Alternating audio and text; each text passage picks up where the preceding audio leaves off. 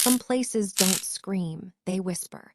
At first, nothing feels wrong. The lights work, the rooms are quiet, but silence can hide things. Tonight, I didn't come here to find answers.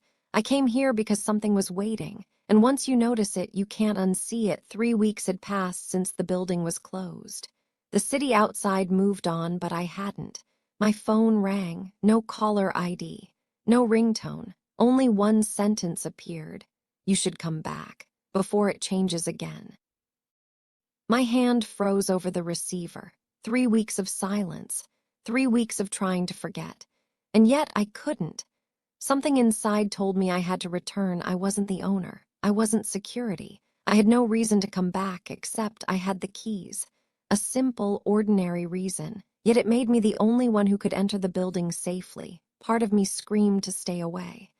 Another part wanted to know why the call found me. The street outside was empty, eerily still. No cars, no passers-by. Streetlights flickered once, then stabilized. I walked slowly, boots splashing on wet pavement. My shadow stretched unnaturally, almost guiding me. The city seemed to hold its breath. The main door opened without resistance. No lock clicking, no sound. Like it had been waiting for me. Inside, the air smelled of old paper, dust, and something heavier, expectation. Everything inside looked unchanged. Carpet patterns, peeling wallpaper, the faint hum of broken lights. Time hadn't moved here. But the silence wasn't peaceful. It was aware, watching, waiting. Official reports called it an incident.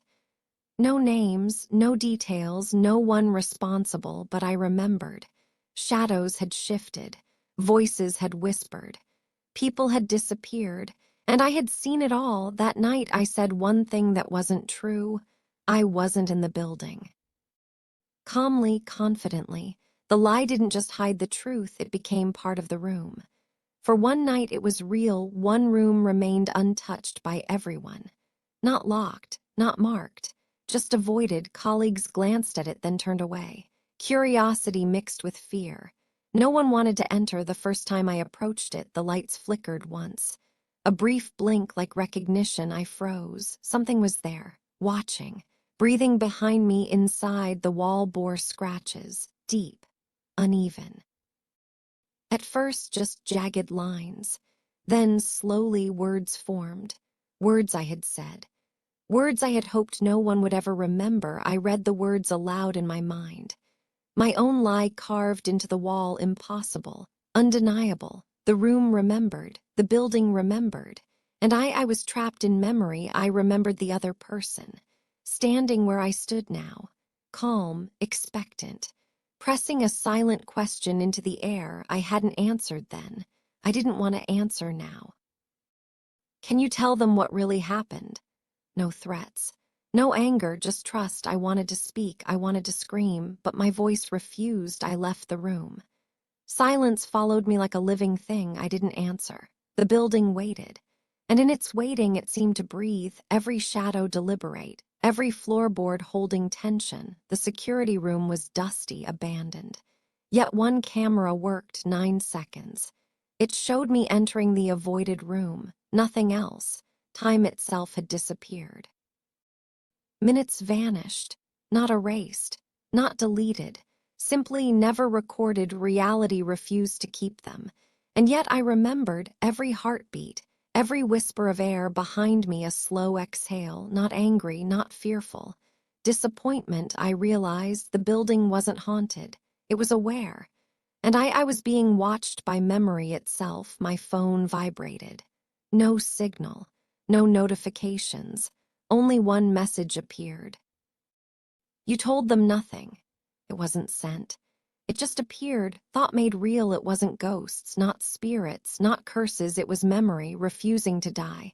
Guilt refusing to stay silent. The building remembered everything I had tried to forget. And so did I. Lights switched on in rooms I hadn't entered. Doors closed carefully, deliberately. It wasn't random. It was intelligent. Watching. Judging. The scratches deepened. Letters formed words. You let it happen. The lie had held the building together. Without it, it would collapse. I spoke aloud. every hesitation, every false smile covering the night, not for forgiveness, not for safety, but to be heard. To release what was trapped in walls and air, breathing stopped. Lights stabilized. The room felt smaller yet calmer. Acknowledgement replaced pressure, not peace, not absolution. Just balance. Sunlight poured naturally through dusty windows. Walls were clean, room empty, honest. The avoided room was just a room again. Everyone left. The building was sealed. Demolition approved, but the lie remained. Inside me, lingering. Proof that silence outlives people. Even now, in quiet moments, I feel it, a weight in the air, a whisper in empty halls. And the question never leaves, what will it do next? Nothing chased me. Nothing spoke. But something stayed. Some places remember people. Some places remember truth. And sometimes the scariest thing is not what you see. It's what stays silent.